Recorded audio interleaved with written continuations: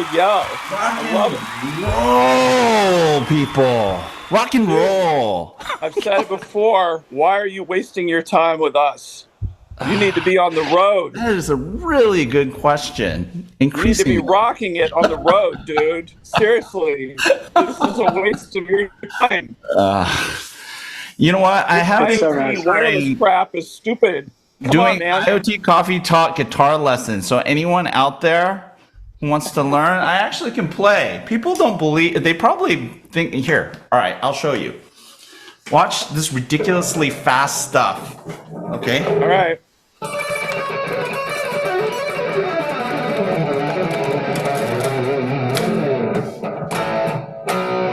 See? I know how to play. I'm not faking it. It's Leonard Van Halen. Yeah, it's super nice. What really blows my mind is the friggin' Dutch don't even know who Eddie Van Halen is. Yeah, last time you were on, Wienke, you like mentioned some weird, obscure, like techno pop.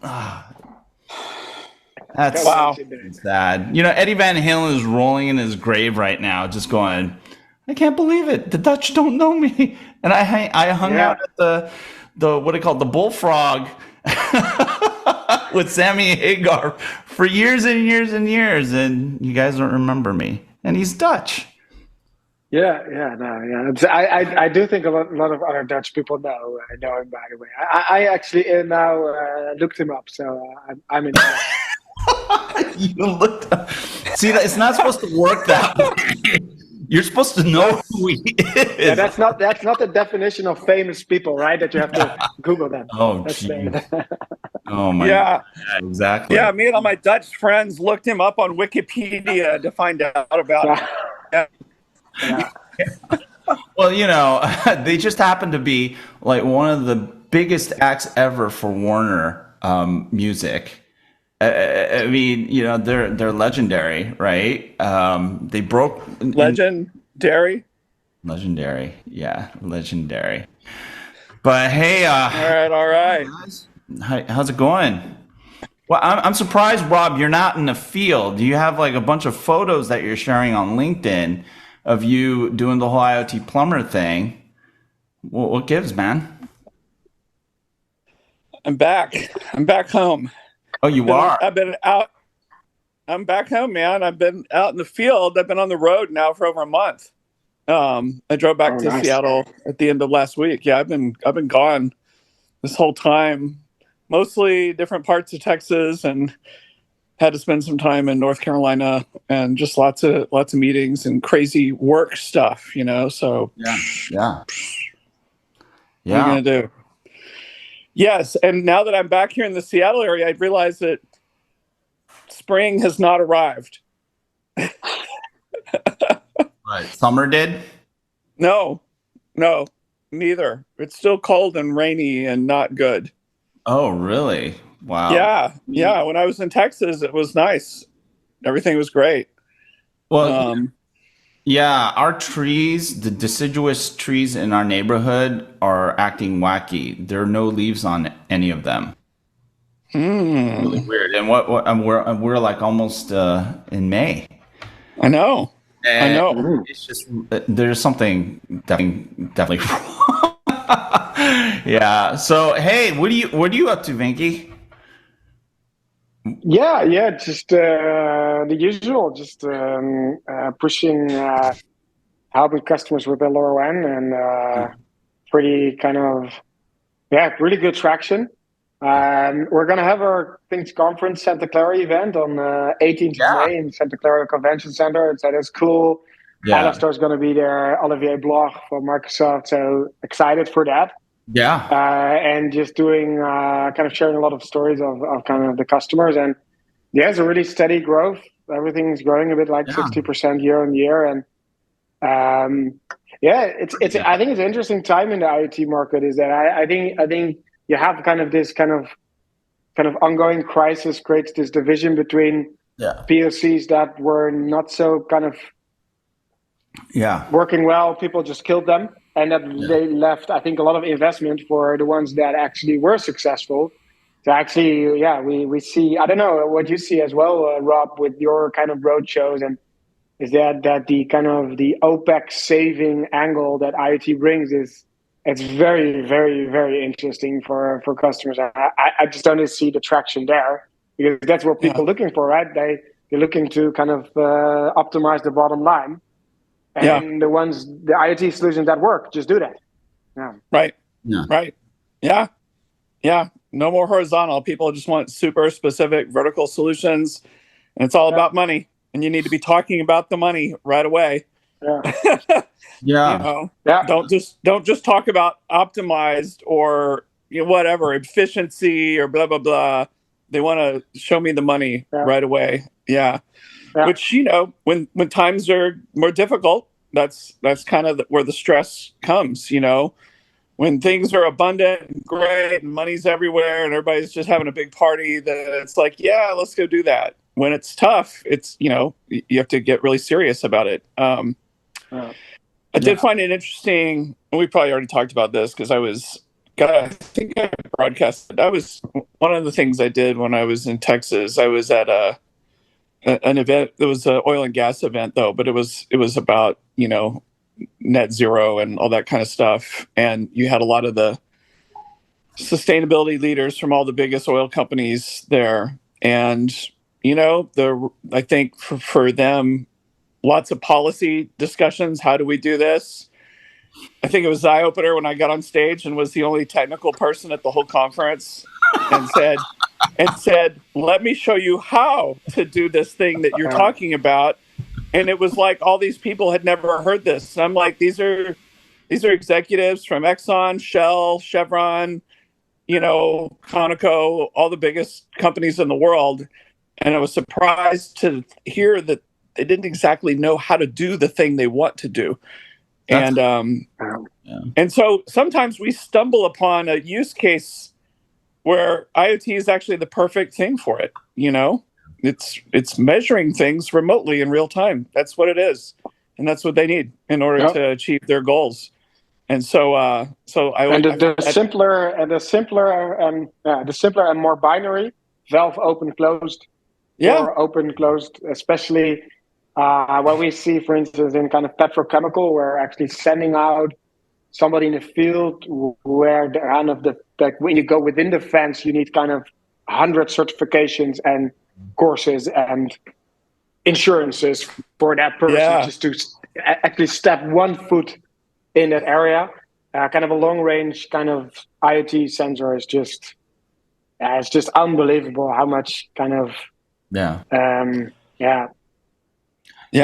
absolutely right. And just measuring emissions, what do we always talk about? If you want to make that change, make that improvement or manage it, you got to measure it, right? Yeah. And so it starts with, for those guys trying to get to net zero, I need to measure my CO2 and methane emissions just to know where I am and to know where the problems are instead of having some guy drive out there and find out in a pickup truck, or whatever. So no, that's all good for sure. It was a good trip. I think I probably gained 10 pounds being in Texas. Yeah, the portions are huge. The food is so good, man. The Mexican food's good. Chicken fried steak with cream gravy. Yeah. Oh my God, it's all bad. It's scary. It's so good. The different papados. Yeah, papado. That's right. Papado, papacitos. High-end steakhouses everywhere. It was over the top for sure. But yeah, it's good to be back. That last drive back this last week though was tough, man. Really? Why? Yeah. I drove your way towards California. I did take a back way though. When I was going, from Texas on I-10 towards LA, right? Yeah. And when I got to about Indio and Coachella and stuff like that, I saw on the map ahead there was like this hour and a half delay on I-5 or I-10 going to LA. So I took a shortcut. I don't know if it's a shortcut, but I took a back way through the mountains and ended up driving through Barstow and spent the night in Bakersfield. So I've now been to Bakersfield, and then the next day I drove through the whole San Joaquin Valley through all the farmland. That was pretty cool. Yeah, yeah. It's a nice drive. It's a little bit desolate. How It long is was. that drive then? I mean, for somebody from Europe, it's like, I think for us going to Paris is already like 5 hours by car, which is Yeah. already No, something you would do you're by right. train. It was Yeah. so yeah. Driving from Houston, Texas, back to Seattle took me 4 days. Um, Yeah.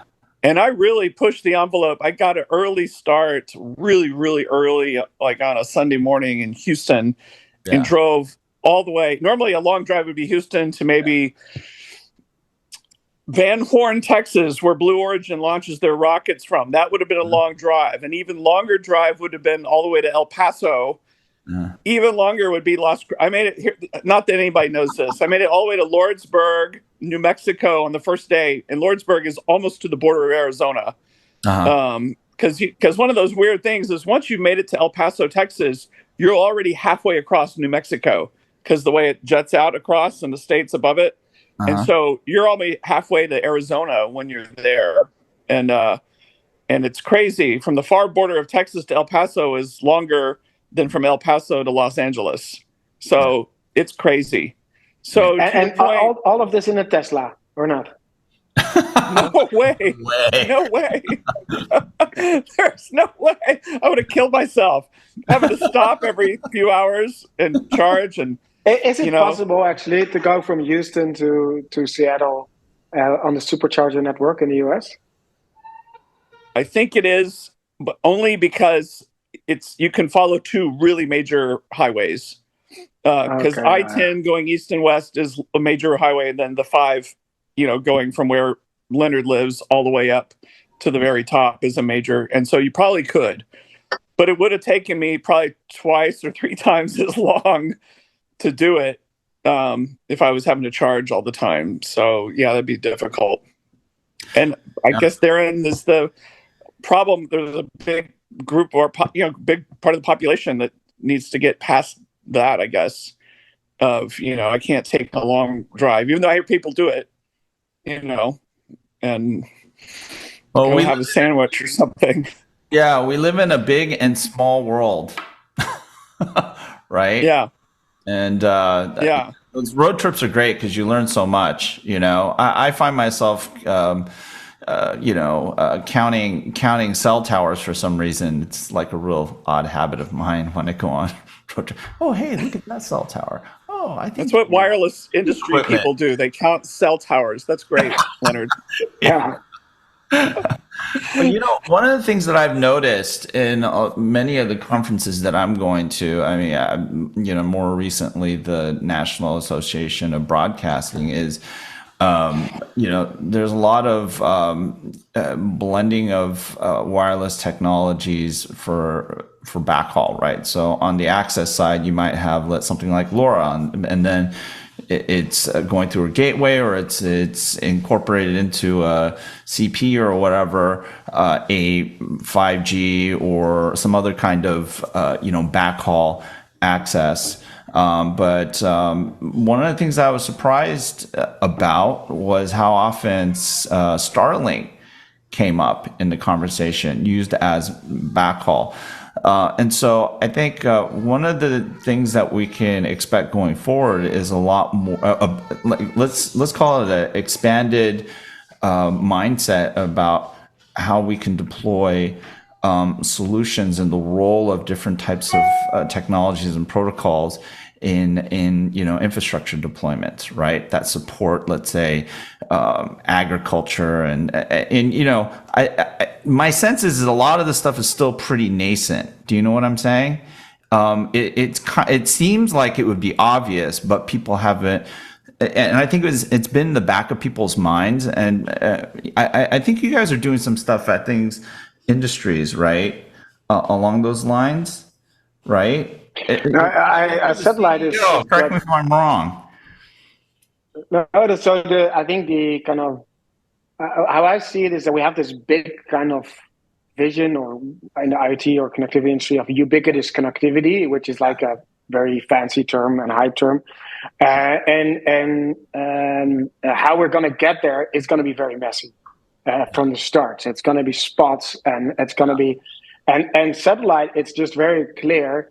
It's going to have the power of 0 spots. It's going to have the power 0. So it's not, the satellite is not going to, it's going to fill this final gap and make sure that it's always possible. It comes at a cost. Right. Yeah. I do believe that you will see kind of a massive consolidation on space IoT companies going forward in kind of the next 12 months. Yeah. And there will be a few ones that will deliver kind of propositions that are going to be super, super exciting. Mm-hmm. But what I do also believe, it's going to be filling the gap. So that probably is not a really great pitch to your VC when you're kind of spend money on launching these satellites. That, hey, yeah, we're going to fill a few gaps, right? So how are you going to monetize on that, right? Like so. But I do feel that there's a space. I must say, when they talked about cellular at Mobile World Congress, I thought, okay, yeah, like they needed something like they needed a 2023 theme. Like 2 months ahead, the CEO said, give me something, right? Yeah. Just give me something. Oh, here's the satellite. Yeah. Oh, yeah, satellite will fine. And then, so I thought it was really kind of, I didn't really feel serious, but I also feel that's filling the spots. And then as a backhaul, we have a setup here, and we have it completely working with the Starlink. My issue with Starlink is that I see that the demand comes from places which are not so friendly. And if you put it somewhere and there's a likelihood of a rock falling on the satellite kind of thingy, then I don't know how that's going to survive. So I don't. It's not really a ruggedized thing. It's really an enterprise thing you put on a safe place. Right. And the places where I see my customers wanting to have that are not safe places. Sure. Right. And also they need kind of. So yeah, satellite. I really believe in the promise. I think it's going to take a bit longer, and I think the companies that get going to make less money than they expect they will be. Well, ruggedizing stuff it's doable, right? It just boils down to cost and what makes sense. And I think the trend to watch is how the economics change. They will. I mean, they should. I'm not going to say they will. They should get better.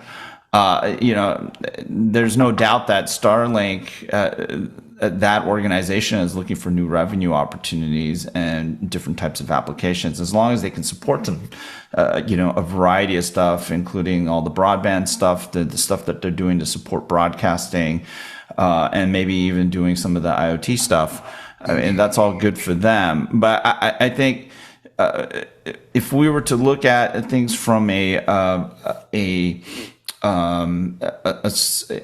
let's say a solution provider's perspective, there's a lot of options. Do you know what I'm saying? And I think that's a good thing.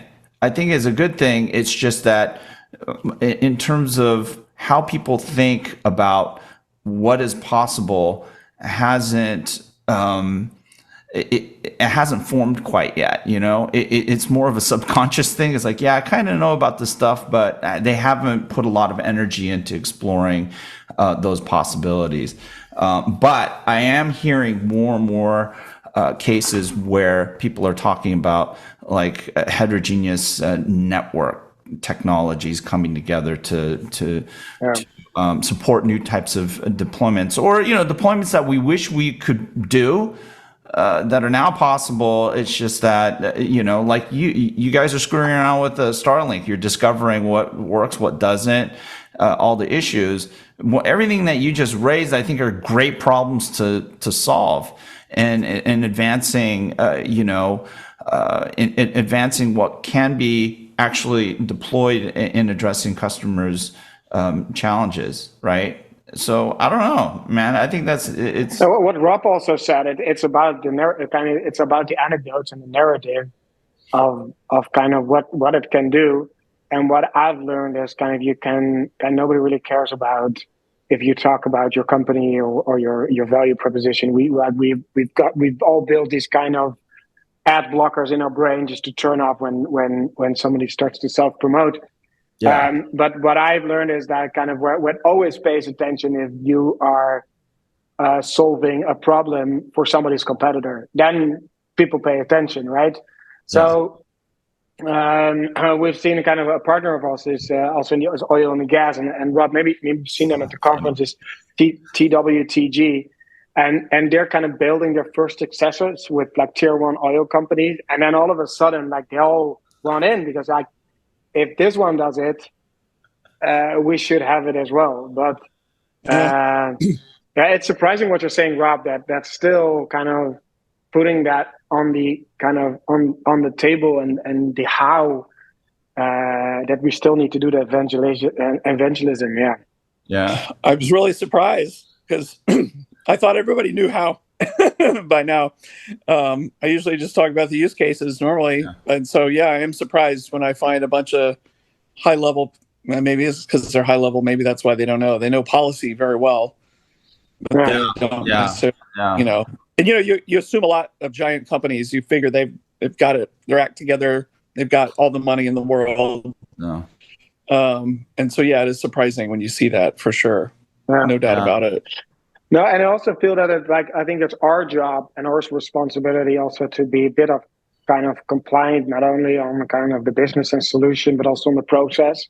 So I think it's also typical of like such a kind of like vested kind of almost vested industry that you also have to be compliant on how an oil and gas company does procurement.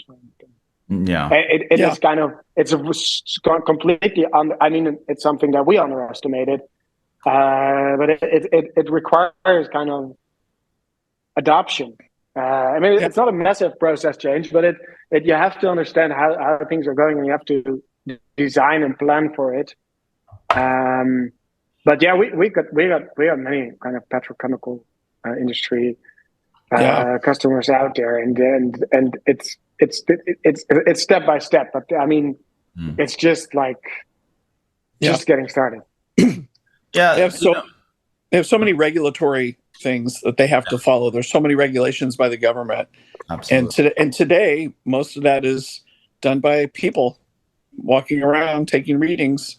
And, I've seen there's entire industries around oil and gas and petrochemical regulations and monitoring refineries or process manufacturing systems for all kinds of missions to, and they got to fill out some paperwork and send to the government every month, and IoT is perfect for that stuff. Yeah, for sure. Yeah, definitely. Yeah. And so, also, dude, sorry. Go ahead. No, I just wanted to link this to the satellite discussion. And one of the things that I think is about procurement and distribution and being compliant in process, not only around business and being a business case positive, is that I feel that there's a lot of industries that love cash and carry products. And I think that a satellite connected sensor is a perfect cash and carry compliant product because you can bake in the connectivity basically for 10 years. So like unlocking these industries it's not always only the business case, it's also being compliant and satellite comes in even like with this kind of connectivity. If you even just to be able to install an ATEX sensor with a satellite uplink and works on a battery, it's just one site visit and one installation, which is expensive, but if it lasts for 10 years. It's easy. Absolutely. Dude, I saw your email about Santa Clara. I'm sorry, I haven't replied to you. I don't know if I'm no problem. I don't know if I can I've got a deal in Vegas, which will be more around building property tech stuff. Oh, nice. Next week that I'm going to go to with you guys know Ryan Prosser. He's the CEO at Very. He does a podcast, an IoT podcast. Anyway, he and I are going to this event in Vegas, and so all the things you can imagine around building, energy management, all that kind of stuff, HVAC, lighting, blah blah blah. So that's at Mandalay Bay next week, and then the week after that, the U.S. government's flying me to Pearl Harbor to go brief the commander of Pacific Fleet, and a bunch of 4-star admirals on emerging technology, which is something I do. Yeah. No, I know it's weird being a military advisor. I do stuff like this about 3 times a year, and so it's very different, and it's framed differently than what we talk about here. It's basically how I use these emerging technologies to enhance warfighting capabilities for the U.S. military. There you go. It seems like it's almost the reverse, right? Because a lot of what the commercial sector uses, a lot of it originates from military, and this whole COTS thing. I mean, it's been in the military, for a long time, right? People consumer off the shelf. So making that transition, looking at what the commercial sector is doing with technologies and bringing costs down of stuff, but a lot of the technologies that the commercial sector is using are adaptations of what comes out of DARPA, right, and all the DoD projects. I always thought that was kind of like a really funny thing. They spend a lot of money.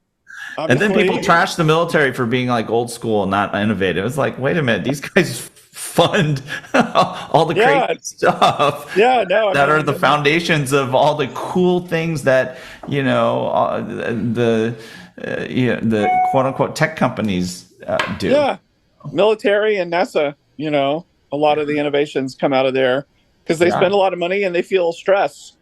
When you're feeling stressed to do something, that's when most innovation happens. Not when things are comfortable and nice. And so, true. And so, without talking about exactly because obviously it's classified, but, we'll talk about some of the same technologies we talk about here, but we frame it differently.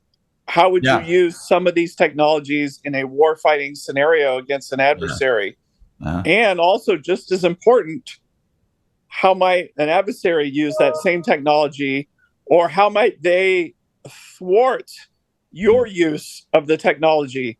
We can sit here and talk about LoRa and 5G, and it's going to be awesome on the battlefield. But your opponent might have the ability to jam those frequencies and render them useless. And then all of a sudden, this cool thing you created doesn't work anymore. Well, think about what's happening in Ukraine, right? I mean, that's like on the fly, real time,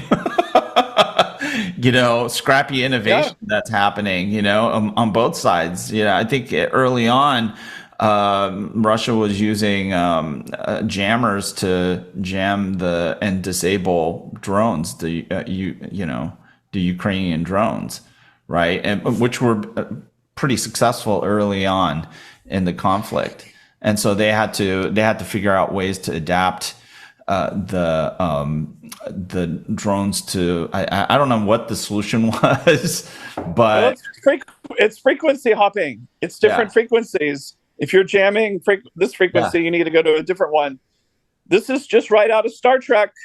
Yeah. And all of a sudden they need to penetrate the deflector shields, and they had to go to remember they had to go through some weird frequency to get through a deflector shield. Yeah. It's all coming together. It all starts with sci-fi. It does. This is like Star Wars too, right?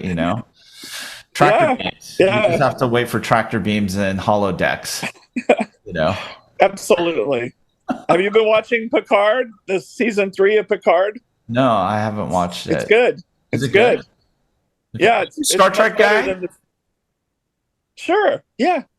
Wienke, are you? Where is it? No, I'm not. Is it I think Amazon, it's on Amazon Prime? Trek? I think it's through Paramount Plus, but I see it through my Amazon Prime. Yeah. And so the first 2 seasons were okay. Just a lot of nostalgia for Next Generation crew from the 90s. But this season's pretty hardcore. It's pretty good. So it's good. It's good. Absolutely. Yeah, you got. I watched that after Succession. Then. Succession's good. That's good. That's awesome stuff, man, for sure. But so Leonard, so what's so are you doing a lot of conferences? So what are the kind of what's the next thing? Do you believe?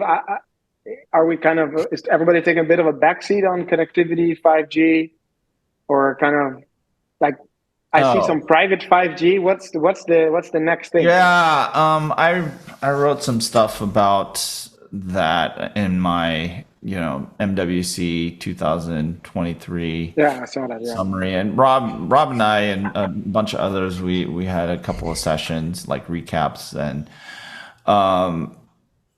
I mean I think the whole private 5G stuff for industrial, I mean, I think we talked about this earlier in a previous episode of IoT Coffee Talk. It's a bit different from enterprise. I think there's a lot of hope being injected into enterprise, meaning like stuff that would be in a campus or in offices, indoor building type things for a business. I think I think everyone got really excited about that going into MWC. My whole impression coming out of it, actually going in, is like, I don't think people have really done a great job of building a case for this stuff, and we're still bumping into the same challenges, right? People getting excited about stuff, taking the marketing hoopla, getting excited about that, and then 6 months time we're going to find out, well, wait a minute, we didn't really think this stuff through. We announced all these partnerships and all this stuff, press releases galore, and we're going to deliver on almost none of these things. It's like it's just getting, I don't know, man, it's just getting silly. It's been silly, always been silly, but I was going to change the way we think about stuff. But I was at Hannover Messe last week, right? Like the large kind of. How was that? Event. It's massive. So it's like, I think with regards to a Mobile World Congress is larger on visitors. They are, I think, larger on exhibitors. Yeah. So in the connectivity hall, I had some discussion with 5G providers, and you just understand when talking to the account managers and people on the front end is that they all have their they all bought their trophy customers. So they all have an airport and they all have a mall. And then if you really talk about it, what are the use cases? But I'm also noticing, and it was typically like specifically when I talked at the Nokia stand, they said like we're first they started, we're going to open up and be more an ecosystem player and build an ecosystem. And then when the subject of Wi-Fi arrived, they said, "Oh, if Wi-Fi is bad and 5G is good." I said, so that's not the idea of an ecosystem. An ecosystem is a positive sum game. So you were trained for 30 years on a zero-sum game, because that's what the Mobile World Congress GSMA mindset is that if you win, I lose. Yeah. So and all of a sudden, it was like, oh, this is bad. And I was talking about LoRa. I said, well, Wi-Fi is good because actually as a backhaul in many cases, because LoRa is even reliability worse. So the weakest link will likely not be Wi-Fi. It was like, oh, how can you ever sell that? I said, So I was like, this is, you don't need to be convinced of an argument. You need to change the paradigm, because you're just coming from another world.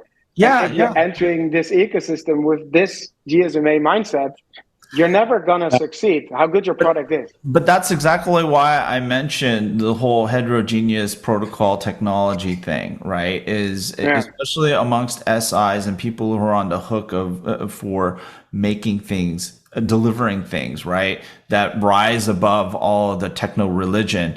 They see a very few, I'm not saying that's a ton of them, a few of them are starting to say, hey, look, there's possibilities here, there's possibilities here. Let's just create a gateway and allow us to create a data path through these different protocols to accomplish what we want to accomplish, or enable a new kind of solution that we can take to our customers. So I think that's that agenda that's enabling things to rise above the various wireless techno dominations.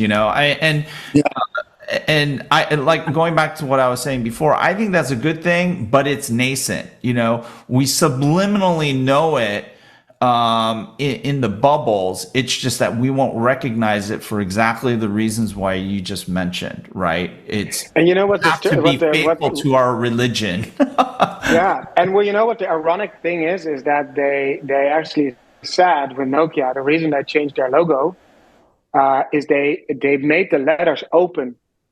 So the brand value is openness, right? But that doesn't mean that you have to re-educate all your people. Actually, when you're at a stand, not actually start to badmouth Wi-Fi, but actually to say it doesn't really matter, because the correct answer the account manager should have been educated in is that, you know what, my Mac runs Kubernetes, and you can actually put a Wi-Fi management platform in our Mac.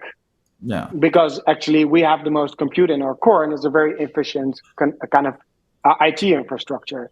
So, and I'm really curious if kind of companies like Nokia and Ericsson can pivot that paradigm in their workforce to be able to understand they're basically becoming IT suppliers and not kind of old boys club telco suppliers. So right.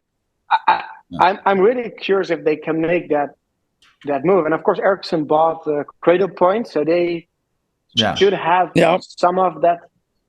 But they're becoming IT companies. They're becoming but if you talk to somebody kind of like the 90% of the workforce, probably they don't understand their IT companies yet. Well, I'm really curious how it's going to go. I guess it would be as easy as making a Patriots fan become a Dallas Cowboys fan. you know, I mean, seriously, now that I think about it, that's really what it boils down to is people, it's just this sort of techno tribalism.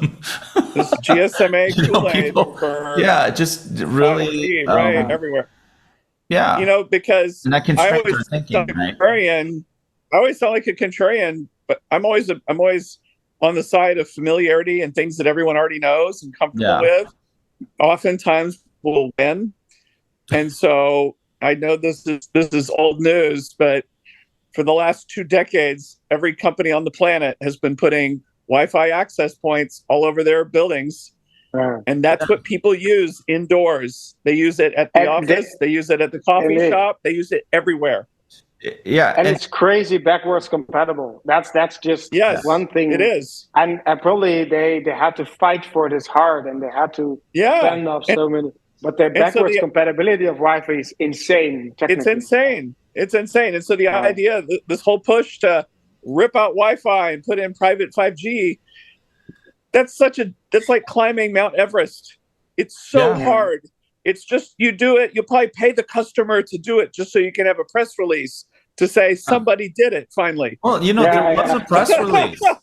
I don't recall, but the name or the company, but there recently was a press release where a vendor was touting that their customer ripped out Wi-Fi and just put in 5G private. Yeah, I'm curious what's going to happen. I'll think about the outcome. Remember, just like Steve Jobs says, start with the customer experience and then work back towards the technology. What is the outcome the customer wants? They want, when they're indoors, they want data, and they might want to make calls. Yeah. And so that's the outcome you're looking for. Yeah. What are ways to achieve that? Well, they're already getting way faster data on Wi-Fi than they can ever get with cellular. Way faster. Like Wi-Fi 6E is tremendously faster. Yeah. Wi-Fi 7 is going to be 30 gigabit. Cellular will never even come close to catching that. But what's the other part? I want to make a phone call when I'm deep inside the building. and myself, I only have I'm starting, we cellular struggles deep inside the building. So what have we seen people use over the years? We see them do those DAS antennas, that cost like $3 million to beam cellular inside the building. We've seen that, and it's expensive. But what else you can do that just works? Wi-Fi calling. There is ways with today's modern Wi-Fi. We every operator has that in the Netherlands. Just something you can put on. Problem solved. Problem solved. But I'm curious what's going to happen with like private 5G, because you see the kind of the Nokia and side on Hacker News today is like how to build your LTE, how to do your own LTE, and I think do you see that? And actually, it only was like $2,000. Here in Europe, it's very troublesome because we don't have CBRS.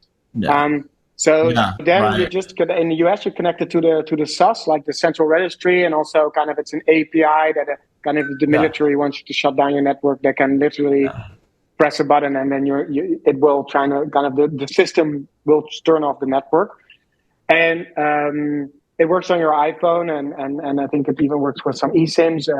There's tutorials with a specific SIM. But I think if there's going to be some innovation in niches, you need these kind of platforms to start playing around with it. But then again, it's not what you said, Rob. It's not about work from the outcome backwards. It's a technology push, but at least it's like a developer push. So you have a massive spread. Yeah. Well, you know what? You touched on something that's really important, that the spectrum availability.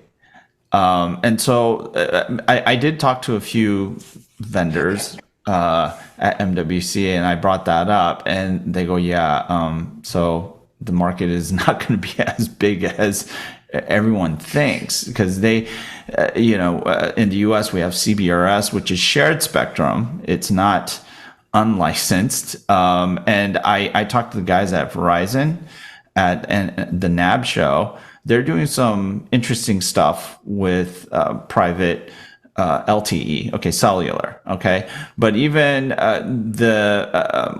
for the applications that they were looking at, which was basically coach to coach communication, to be able to have a dedicated network to enable like communications on the field between like the coaches and the players and stuff like that.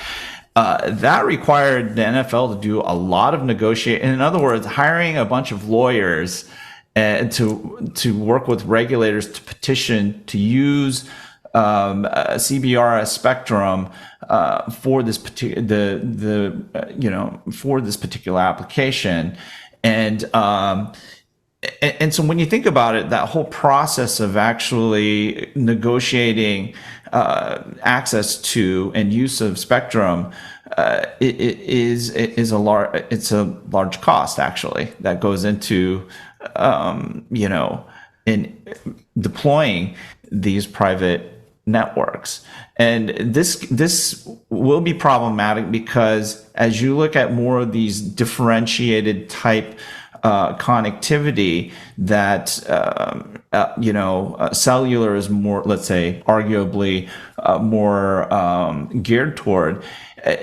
These are more critical applications that you're talking about, and that means that these applications are not going to be as plug and play, because we heard a lot of talk about the easy button. Oh, it's going to be as easy as Wi-Fi. Yeah. No, this shit is not as easy. Where are you getting this stuff? And, and so as I'm listening to these vendor product guys and, we're talking about senior level people, I'm looking at them going, man, it's like, what the hell are you talking about? It's so, this stuff is going to be tough as crap, and you better have a really valuable application to justify all of this stuff. And so, I don't know, there's going to be a lot of people who, maybe 2 or 3 people who listen to this show and go, man, Leonard, you're an asshole for bringing this up. But it's the truth. And it is the reality you're going to have to deal with. You either deal with it now or you're going to deal with it 6 months later when, all the stuff that you claim in your press release evaporates. And this is the US. So the US actually it's really open for kind of through CBRS, and Canada. Oh, they have it in Germany, UK, right? Yeah, but But not everywhere. like it's very complicated, and so I'm really curious how you would need to translate it in your SLA as a solution provider as well. So if the CBRS says we can turn it off anytime, then I need to also put it in my SLA and tell to my customer, basically whatever the government feels like it, they can shut it off. Okay, great. Okay, so I'm now going to commit to kind of integrating some kind of niche solution that needs that low latency. That's what they do. Microphones. Exactly what you're talking about. They just said, okay, you can no longer use this frequency anymore. We're going to give it to T-Mobile. In the US, they did that. In the US. They did that? Jacked up everything. Oh, very crazy. Yeah. But you don't see this as an opportunity for companies like McDonald's or Starbucks to create fidelization with their customers, like giving this virtual SIM. Well, you can purchase this virtual SIM and you get 5G every time that you get into my shop, and then you get, I don't know, discounts or whatever. That's actually kind of a cool idea. I mean, you kind of threw it out there, but I mean, if there's if you can get the cost of, eSIM management system down, that could be something that works, right? I mean, have to think a lot of that through. I mean, I'm sure there's a lot of complications. I mean, for me, at the moment, this is the only use case I discovered on the Mobile World Congress that makes sense on this, give connectivity to mobile phones. I still don't see it for IoT devices that can give a better added value than LoRa or LP1 technologies. Yeah. Yeah, but putting up a 3,000 private 5G base station, could be like Wi-Fi. How much it costs a Cisco Wi-Fi repeater from Starbucks? Very expensive. Yeah. But I mean, I have to have it in. It's like what Rob was saying earlier. I mean, Wi-Fi is already familiar. What familiar means: market share, mind share, the devices. You're but not 5G is gonna kill Wi-Fi, right? Rob said that 100 episodes ago. No. Yeah. But I mean, the FWA thing I think is really cool. It's a good use of 5G spectrum, especially for those that bought a ton of millimeter wave and can't find a way of using it. Like think about the Verizon. Obviously, they just had their quarterly report just came out, and it's bad. But the only bright spot was fixed wireless access. They had growth. They had growth in fixed wireless access with 5G, even though they lost lots of subscribers and had a horrible quarter. AT&T had a horrible quarter as well. Really? Yeah. Okay. Some people argue that it was okay. What telco didn't have a horrible quarter? Yeah, good point. That's all horrible means. But I mean, T-Mobile is definitely killing it, and fixed wireless access is there. But that's an example of. I mean, if you look at the CP, what do you have? You have basically the effectively into the home of 5G backhaul coming in, and then all the devices connected to Wi-Fi for the most part, right? Rob, you're spot on with the Wi-Fi. The thing about Wi-Fi is the uplink performance is killer. So if it can be symmetrical, right? And just to really irritate all you wireless people out there, do you know what wireless is made out of? Wires. And so when you're inside a building of any kind, what's hiding behind that really fast Wi-Fi? Even faster Ethernet. Yeah. 10 gigabit Ethernet. Yeah. You just with Cat6 cables going through the building and fiber optics. You just can't compete with that, right? You know what? Rob just crapped all over IoT. No. Well, listen. Wireless hey, all of us who've been in the IoT space for a long time, and we've been on these projects, what have we seen time and again? Wired. I'm not saying it's right, but most customers think of wireless as a commodity. They just think of wireless connectivity as a commodity to choose from. They never think of it like we think, oh, this is the most critical decision you're going to make is what wireless. Customers, at least in my experience, it's like the last thing they think about. It really is. It sucks. And sometimes it bites them in the butt because they made the wrong choice. But they're focused more on devices, the software, the outcome, the reports, the automation. That's what they think about. They think of wireless as just some invisible thing that's magic, you know? And so, and so people are just like, and so I get really pragmatic about it. In the same way I'm pragmatic about saying you're just going to keep using Wi-Fi in buildings. IoT, I'm the same way. I'm in a building, it means I have electricity. I'm in a building, it means I have Wi-Fi or I have Ethernet. I'm going to use it. I'm going to use the power that's there for my devices, and I'm going to piggyback on top of Wi-Fi or Ethernet if it's there. Why wouldn't I? Yeah. Why wouldn't I? It's cheaper. It's already there. Use it. You know? Sorry. But it's not very low power if you use it on IoT devices. So I don't know.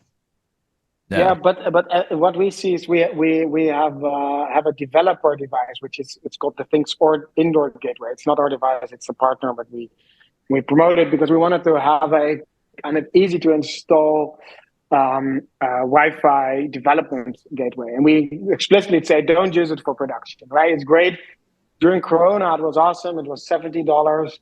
You could have your whole setup in LoRaWAN in your office for kind of including Node in under $150. But now we see them people using that in the field exactly for that argument that you gave, Rob. It's there, right? And then if it's so easy to install, it's so easy to not have to draw any kind of wires, you end up with accepting that it has the quality of service of Wi-Fi, but it also have the ease of installation and all the benefits. So, I mean, it's really hard to kind of envision a future where 5G is going to be anything competing to Wi-Fi in any way or form. It's just a hard way to imagine. That's tough. You're right. But you know, you see the possibilities when you become non-religious about stuff, right? Non-tribal about stuff, and that's the problem. Everyone is tribal, but I think. You know, the role of the IoT plumber, the guy who basically has to go, or the person, or the guy or gal has to go out in the field and make shit happen. Give them the power, you know, allow them to make the decision on how they stitch things together to make stuff happen. And break down, you know, these. It just reminds me of like when I was running teams back in the day, and you had these different team members. Just it was like, you know, they had all these different team affinities. Oh, I'm Team Microsoft. I'm Team Oracle. And having to just figure out how to get these guys to think outside of their particular, you know, team affinity. You know, it's tough. But, you know, that I think that's why, like, within an enterprise or an organization, the role of the architect is important, right? Not just developer. Usually developers are problematic because they have some sort of, you know, techno-religious affinity that's oftentimes problematic. It's just... And Leonard, that's why you have to turn off affinity on your load balancer and go stateless. There you go. You know, friggin' genius. You know, it's just off the hook. But, you know, the good news, like going back to what I said before, the good news is there's a lot of possibilities. The thing that limits us are the way we think and what we believe. You know what? Hey, so while I'm talking about Wi-Fi and crazy things like Ethernet cables, you know, it's a really hot thing I've learned recently in the whole building space, doing IoT in buildings, is that power over Ethernet is actually getting some traction. We used to use it just to extend a place where it didn't have electricity. Well, now, if you can do power over Ethernet for so many endpoints inside a building, and so you have a PoE enabled switch, you've got your high speed, 10 gigabit circuit coming into the building, you have your power over Ethernet switches, and now you're extending your Ethernet cable, your Cat6 cables, and it's powering your Wi-Fi access points because they're PoE enabled. Yeah. There's a hotel in the Fort Worth area where they retrofitted an old hotel. Every light in every room is actually power over Ethernet. I heard that as well, Yeah. And they're finding ways to do... The light is powered by power over Ethernet, right? Yes. It's like the world on his head almost. But it's Yes. This is cheaper than the normal light? Yeah. It's also low voltage. It's low voltage. Yes. It's low voltage, so it saves electricity, energy savings. And so this whole idea of going power over Ethernet for everything in a building, at least what I've been reading, is the energy savings could be 30% energy savings, which is a big deal for the cost of running a building. Yeah, there was this kind of a building here in Amsterdam called The Edge, and it was built with this kind of like, what's the future building with all the latest technology? It was built I think 10 years ago. And as far as I remember, they went all in on power over Ethernet. Because they were building the building from scratch. Everything was power over Ethernet, literally everything. And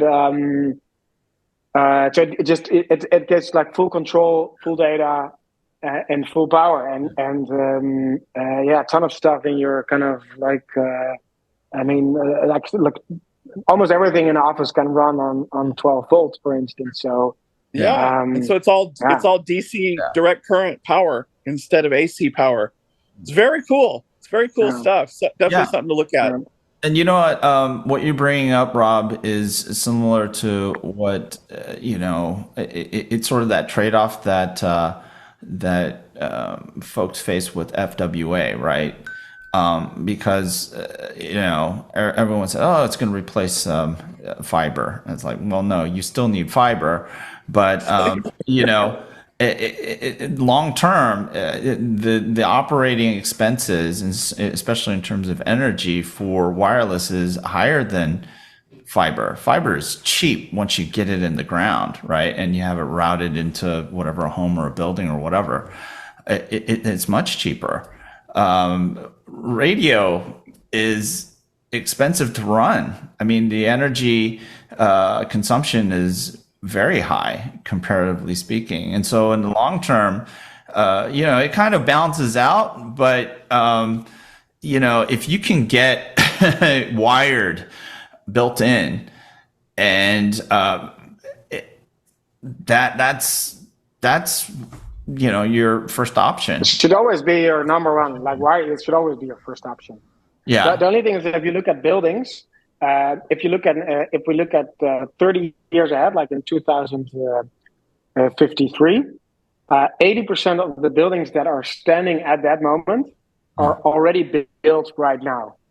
Yeah. That means that the kind of luxury of kind of doing this from the ground up and having greenfield opportunity to think a smart field building through is only there for 20% of the market in 30 years, right? Everything else is aftermarket. Yeah. And that is basically where kind of so it is all aftermarket retrofitting. And I mean, going back to the 5G argument, where when we see that the on-premise part and the building part is a 5G niche,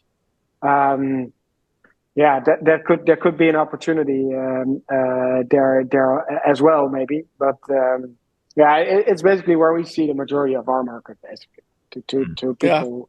That's a great point.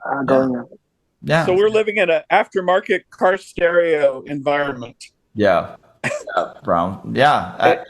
So we don't have like, also kind of, for instance, if you look at the CO2 emissions of concrete, or we need to either refurbish.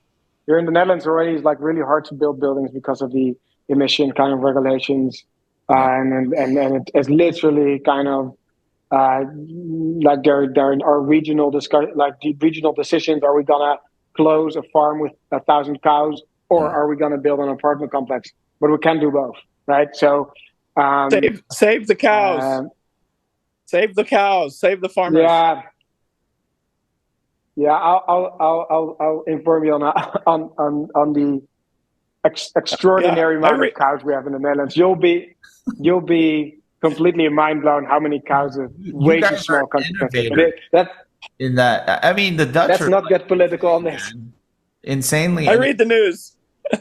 Yeah, I saw that news bit as well. I see what's going on. It's and we cannot even imagine ourselves how insanely amount of but great. I actually have to go now. Yeah, all right. I'll have to go. Okay, if I hop off now, then is it okay? Yeah, no, we're done. Yeah, hey. We're done. Okay. Take us out. Who wants to take us out? Rob, you do it. You haven't done it in a long time. Yes. Thank you so much for joining IoT Coffee Talk with our multinational, hosts here from all over the place. You're getting the full spectrum. You're getting contrarian stuff. We're not drinking the GSMA Kool-Aid all the time, at least. Anyway, we're here every week. Check us out on IoTCoffeeTalk.com. Come to the YouTube page. Ring that bell. You can listen to our podcast anywhere where you get podcasts. We're everywhere all the time in your face. And we have the top electric guitarists in the industry here for your entertainment pleasure all the time. So we will see you next week, and we are out.